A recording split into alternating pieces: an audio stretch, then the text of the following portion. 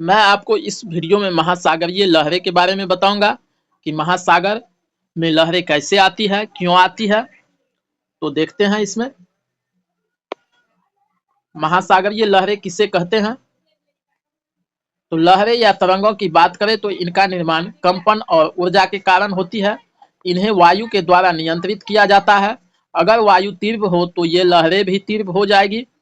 तो सागर में जो लहरें हैं इस वेग में ऐसे चलती है, कहीं ऊपर कहीं नीचे ऐसे चलती है।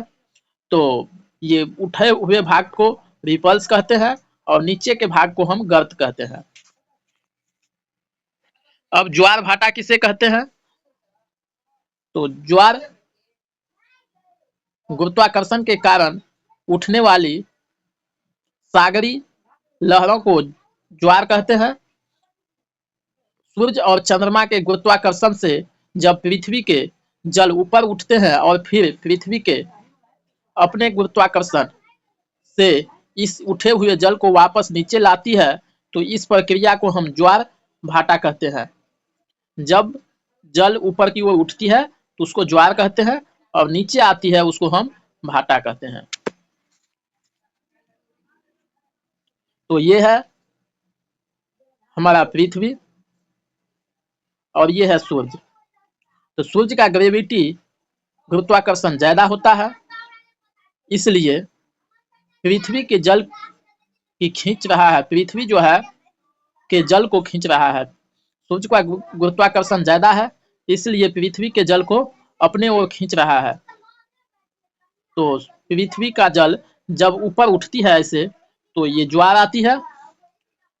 तो ये यहाँ देखते हैं, यहाँ है ये पृथ्वी, ये है पृथ्वी, और ऐसे जब जल ऊपर उठती है तो उसको ज्वार कहते हैं और फिर जब जल नीचे आ जाती है उसको हम भाटा कहते हैं।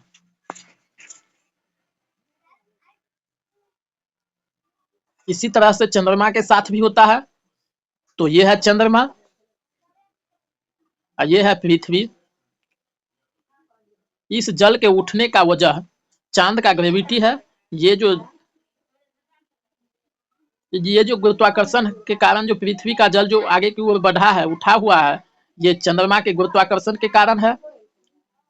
तो यहाँ देखते हैं कि ये है पृथ्वी और ऐसे जल उठता है चंद्रमा के गुरुत्वाकर्षण के कारण और फिर गिर जाता है, इसको हम ज्वार भाटा कहते हैं।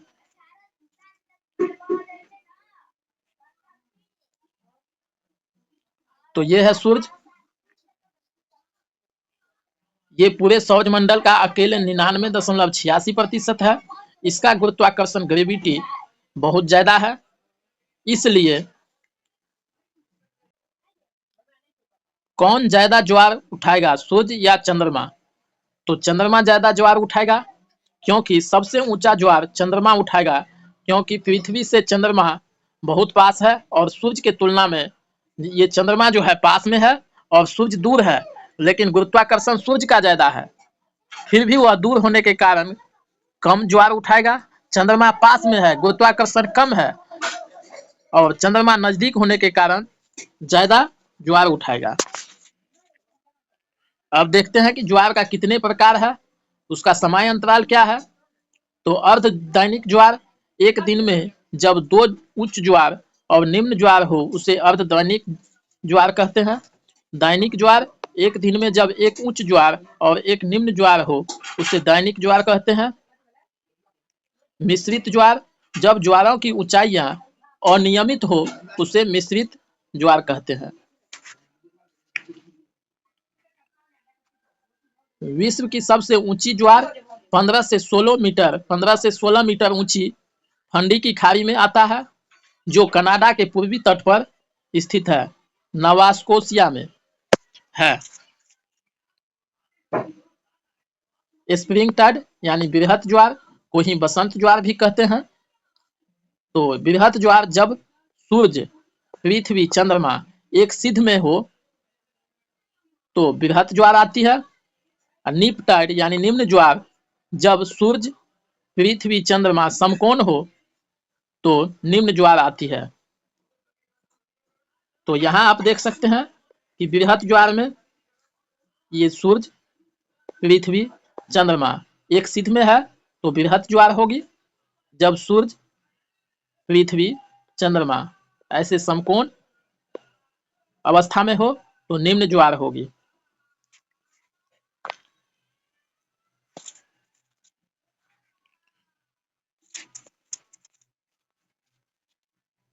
अब महासागरीय धारा पढ़ते हैं।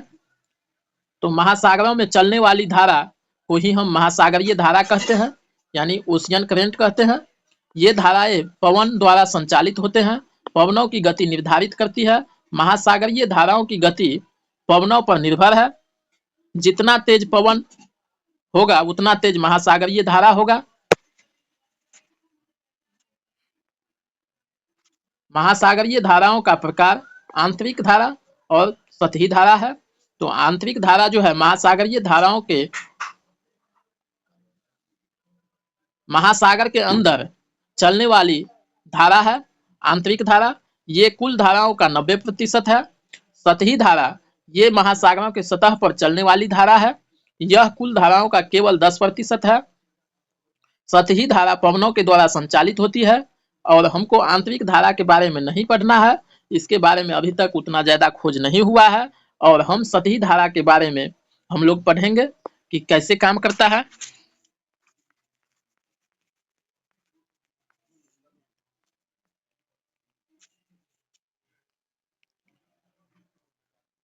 अब लवण्यता किसे कहते हैं?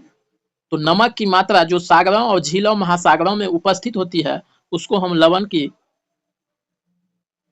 लवण्यता कहते हैं। महासागरों की औसत लवण्यता 35 पीपीटी यानी 35 ग्राम होता है। पीपीटी का अर्थ पार्ट पर थाउजेंड, 1000 पर ग्राम होता है। 1000 ग्राम पानी को जब हम गर्म कर वाष्प बनाते हैं तो जितना ग्राम नमक बचता है उसे हम पीपीटी कहते हैं। तो यहाँ देखते हैं कि सबसे ज्यादा वान झील जहां 330 पीपीटी या 330 ग्राम या प्रतिशत है, जो तुर्की में है। मृत सागर डीड सी में 238 ग्राम नमक या 238 पीपीटी इजराइल और जॉर्डन के बीच में है। ग्रेट साल्ट लेक महान लवण्यता झील जहां पे 220 पीपीटी या 220 ग्राम या प्रतिशत, जो यूएसए में है। लाल सागर में रेड सी में 41 पीपीटी या 41 ग्राम नमक है, लवणता है। औसत महासागरों का 35 पीपीटी लवणता होती है। आज का प्रश्न है कि अटलांटिक महासागर और प्रशांत महासागर में से ज्यादा लवणता किसमें है? आप इसमें कमेंट के माध्यम से बताइए। और यदि वीडियो आपको पसंद आता है तो सब्सक्राइब कीजिए, शेयर कीजिए।